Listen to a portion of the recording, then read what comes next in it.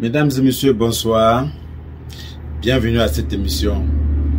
Aujourd'hui, nous allons parler une fois de plus du Sénégal. Comme vous le savez, monsieur Bassirou Diomaye Faye a été élu le 24 mars 2024 comme le 5e président du Sénégal. Âgé de seulement 44 ans, il est le plus jeune président sénégalais et le plus jeune président démocratiquement élu d'Afrique. Il faut noter que après cette élection-là, la prestation de serment a eu lieu le 2 avril 2024 et à la même soirée, il a donc nommé M. Ousmane Sonko comme Premier ministre et a donné le plein pouvoir à M. Ousmane Sonko de lui proposer, n'est-ce pas, les ministres qui va donc former le gouvernement. Ça a pris un peu de temps, mais finalement, le gouvernement a été formé hier et a été présenté, n'est-ce pas, par le Premier ministre Ousmane Sonko. Mais avant qu'on aille plus loin dans les analyses qu'on va apporter aujourd'hui par rapport à ce gouvernement-là, comme M. Sonko lui-même a appelé le gouvernement de rupture, nous allons écouter M. Ousmane Sonko présenter le feuille de route, ce qui va caractériser le travail de ces nouveaux ministres qui viennent d'être nommés ou de ce gouvernement qui vient d'être nommé pour mener à bien, n'est-ce pas, l'avancement, l'industrialisation et le bien-être du peuple sénégalais. Mesdames et messieurs, on va écouter le Premier ministre du Sénégal, M. Ousmane Sonko, et derrière, on va dévoiler, n'est-ce pas, la liste de ministres et de secrétaires d'État. Et à la fin de cette émission, on fera une comparaison avec notre pays pour voir en termes de quantité, en termes de qualité, les différents qui peut être, n'est-ce pas, entre un gouvernement qui veut travailler et un gouvernement de remerciement. Des Sénégalaises et des Sénégalais. Sur la base des orientations du président de la République, qui définit la politique de la nation, le gouvernement de résultats, dont j'ai la responsabilité de la direction, va agir autour des priorités majeures suivantes. Premièrement, la jeunesse, l'éducation, la formation, l'entrepreneuriat et l'emploi des jeunes et des femmes. Deuxièmement, la lutte contre la vie chère et l'amélioration du pouvoir d'achat des populations. Troisièmement, la justice, la protection des droits humains, la bonne gouvernance, la transparence, la reddition des comptes et l'amélioration de notre système démocratique et électoral. Quatrièmement, la souveraineté économique, l'exploitation optimale des ressources naturelles, la prospérité et le développement endogène global et durable du Sénégal. Et cinquièmement, la consolidation de l'unité nationale, de la cohésion sociale et territoriale, ainsi que le renforcement de la sécurité, de la paix et de la stabilité du pays. Je donne à présent la parole au ministre, secrétaire général de la présidence de la République, pour donner lecture de la composition du gouvernement. Merci, Monsieur le Premier ministre.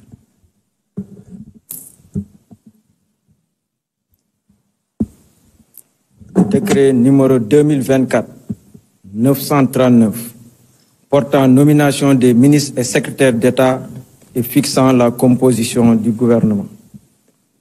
Le président de la République, vu la Constitution, notamment en ses articles 49, 53, 56 et 57, vu le décret numéro 2024-921 du 2 avril 2024 portant nomination du Premier ministre, sur proposition du Premier ministre, décrète, article 1er, sont nommés Madame Yassine Fall, ministre de l'Intégration africaine et des Affaires étrangères, Général Biram Diop, ministre des Forces armées, Monsieur Ousmane Diagne, ministre de la Justice garde des Sceaux, Général Jean-Baptiste Tine, ministre de l'Intérieur et de la Sécurité publique, Monsieur Biram Souley Diop, ministre de l'Énergie, du Pétrole et des Mines, Monsieur Abdourahmane Sarr, ministre de l'Économie, du Plan et de la Coopération, Monsieur Cheikh Diba, ministre des Finances et du Budget, Monsieur Malik Ndiaye, ministre des Infrastructures et des Transports terrestres et aériens, Monsieur Daouda Ngom, ministre de l'Environnement et de la Transition écologique, Monsieur Amadou Moustapha Ndiek Saré, ministre de la Formation professionnelle, porte-parole du gouvernement, Monsieur Cheikh Tidiane Dièye,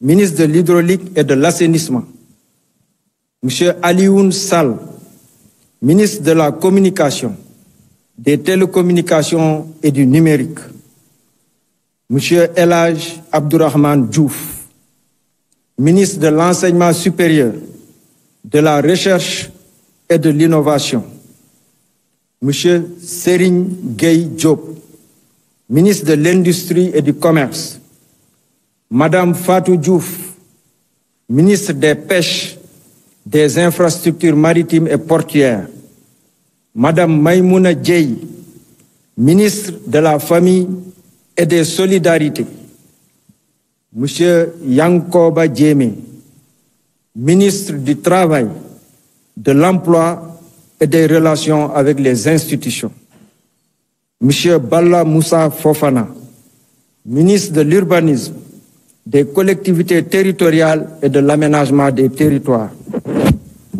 Monsieur Moustapha Mamba Guirassy, ministre de l'Éducation nationale, Monsieur Ibrahima Sy, ministre de la Santé et de l'Action sociale, Monsieur Olivier Boukal, ministre de la Fonction publique et de la Réforme du service public, Madame Khady Diène Gaye, ministre de la Jeunesse, des Sports et de la Culture, Monsieur Mabouba Diagne, ministre de l'Agriculture, de la Souveraineté alimentaire et de l'Élevage, Monsieur Alioune John, ministre de la Microfinance et de l'Économie sociale et solidaire, Monsieur Muntaga Diao, ministre du Tourisme et de l'Artisanat. Article 2.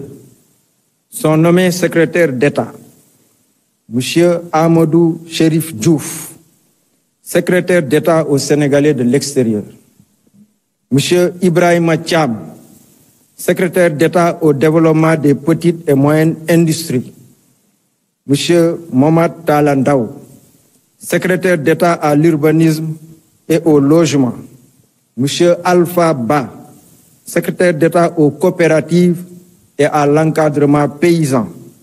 Monsieur Bakary Sarr, secrétaire d'État à la culture, aux industries créatives et au patrimoine historique. Article 2.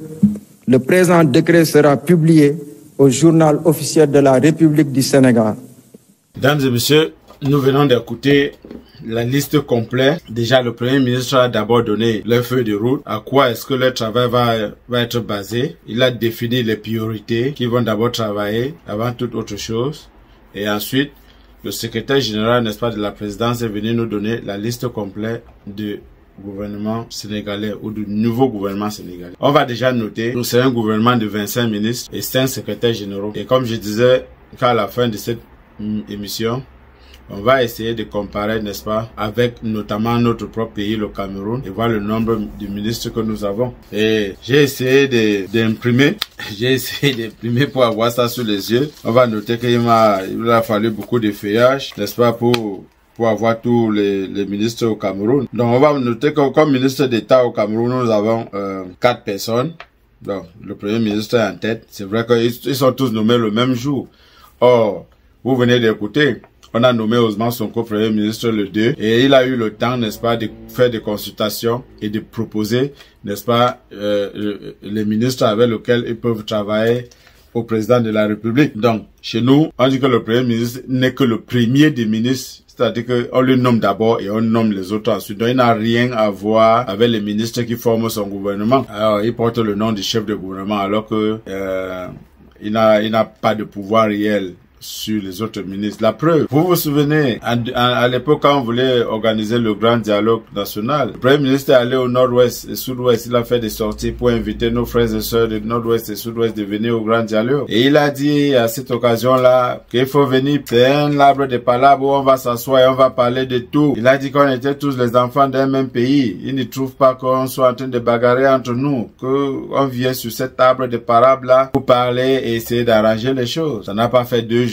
Monsieur Grosjean à Tangandji a fait une sortie sur France 24 et il a dit on ne parlera pas de tout au grand dialogue national. On ne parlera pas des problèmes de fédéralisme. À l'époque même fédéralisme, il ne voulait même pas qu'on en parle. Au point où on menaçait les médias que s'ils font des émissions et que quelqu'un parle, prononce le nom fédéralisme, on va l'enfermer et on va fermer, n'est-ce pas, les médias. Donc ici, au Sénégal, c'est clair que le Premier ministre doit avoir un pouvoir sur les autres ministres parce qu'il a eu le temps, n'est-ce pas, de concocter ces ministres-là et de faire la proposition au président de la République qui a donc validé. Voilà, on continue. Donc, au Cameroun, nous avons comme ministre d'État, nous avons donc 5 ministres d'État. On a le ministre du Tourisme et des Loisirs, Bello Bouba Maïgari, ministre de Justice, garde des Sceaux, Laura Esso. On a enseignement supérieur, Jacques Famdongo.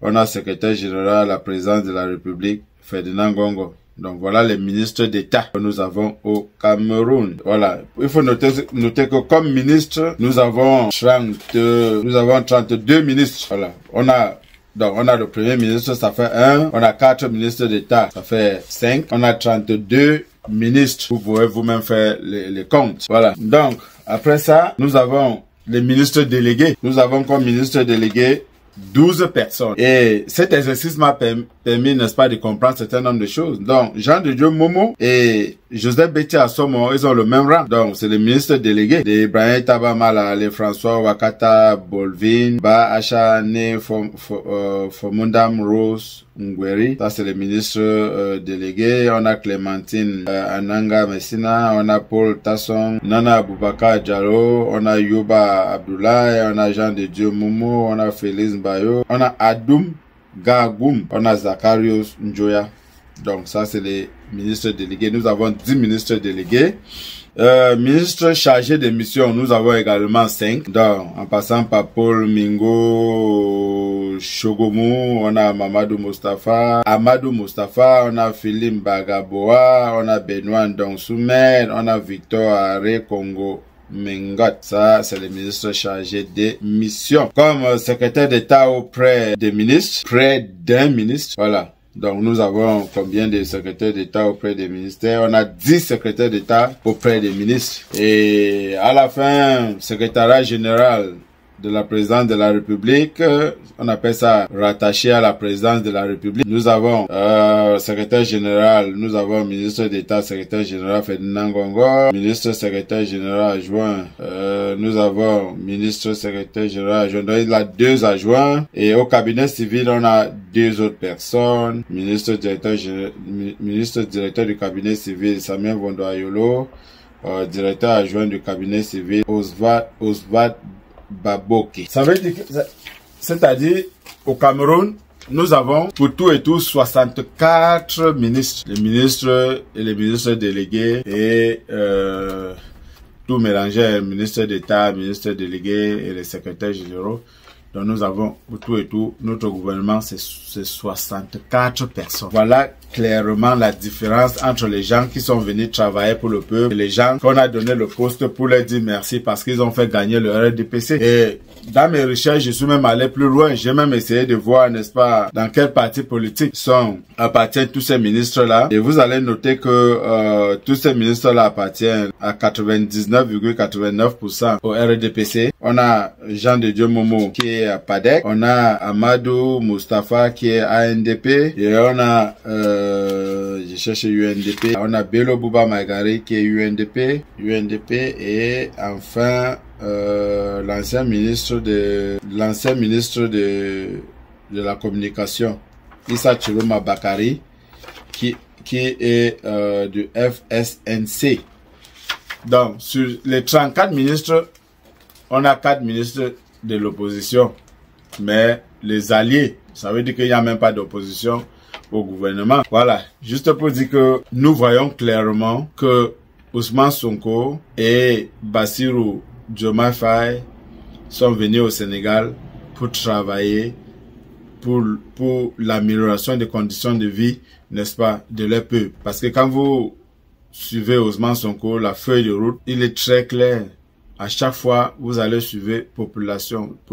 Améliorer les conditions de la population, améliorer, n'est-ce pas, les conditions de logement de la population, améliorer la vie chère, améliorer. Il a été très clair. Ils sont venus travailler pour le peuple. Alors que chez nous, parce que vous avez créé une histoire qu'on appelle le G20, que vous avez supporté le président de la République par rapport à une élection, on vous fait une récompense. D'ailleurs, un journaliste avait demandé à Jean de Dieu Moumou que est-ce que vous savez pourquoi est-ce qu'on vous a nommé? Est-ce que vous pouvez nous dire pourquoi est-ce que vous êtes nommé? Quoi, ça devait être sur Canal 2 si j'ai bonne mémoire. Et ça devait être Rodik Tongue qui avait posé cette question-là, si j'ai bonne mémoire, si je n'oublie pas.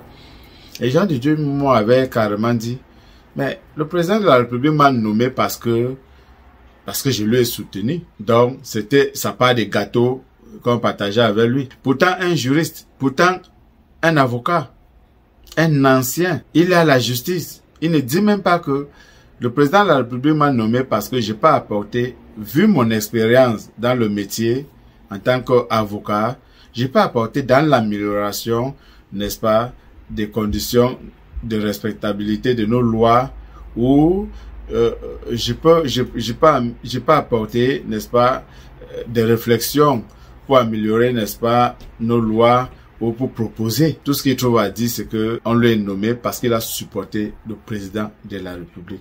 Est-ce que ce n'est pas gros ça, les amis? Donc, ainsi va la République, comme quelqu'un dit toujours, une république de récompense, une république de partage de gâteaux qui ne regarde pas le bien-être de la population ou de son peuple. Nous disons 2025 c'est demain et il faudrait que les choses changent. Chers frères et sœurs camerounais, inscrivez-vous massivement sur les listes électorales. Prenons l'exemple du Sénégal. Les jeunes ont parlé dans les urnes. Aujourd'hui, ils ont donné une possibilité à autre chose. Aujourd'hui, ils espèrent voir autre chose. Au moins, qu'on donne cette chance-là à quelqu'un d'autre d'essayer avant qu'il vienne aussi nous décevoir. Et on va dire, au moins, on avait essayé. Inscrivez-vous massivement sur les listes électorales. Cherchez à récupérer vos cartes d'électeurs. Et soyez prêts. Soyez prêts d'aller voter. Et surtout de défendre votre vote. Mesdames et messieurs, merci. On va s'arrêter là pour aujourd'hui. Toutefois, en vous disant de laisser vos commentaires. Dites-nous ce que vous en pensez. Est-ce que c'est normal que un gouvernement a 64 ministres, alors qu'avec 30 ministres, on peut faire l'affaire. Petite, oui, c'est vrai que j'étais en train de conclure, mais je viens de me rappeler de quelque chose. On a le ministre de la Jeunesse. Donc, eux, ils ont mélangé jeunesse, sport, culture. Alors que chez nous, on a ministre du sport, on a ministre de la jeunesse, on a ministre de la culture. Voilà 3 ministères qui ont des budgets, un budget de fonctionnement, budget qui vont tous détourner après et tout. Or, ces 3-là, au Sénégal, on a donné à une seule personne. Maintenant, à l'intérieur de ces ministères-là, on peut faire directeur d'ici, directeur ça, et c'est tout. L'éducation nationale, par exemple, ils ont dit ministre de l'éducation nationale, un point, un trait. Chez nous, on a enseignement supérieur, on a éducation de base et on a éducation secondaire. Ça fait également 3 ministères qui fait des budgets énormes. Ça fait des masses de détournements. Et tout ça, c'est des poches de détournement qui sont créées. Voilà 2 petits exemples que je prends pour conclure cette émission.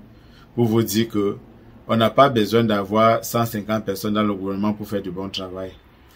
Mesdames et messieurs, merci. Merci. N'oubliez pas de laisser le like. Dites-nous en commentaire ce que vous en pensez. Surtout de partager cette émission. Voilà.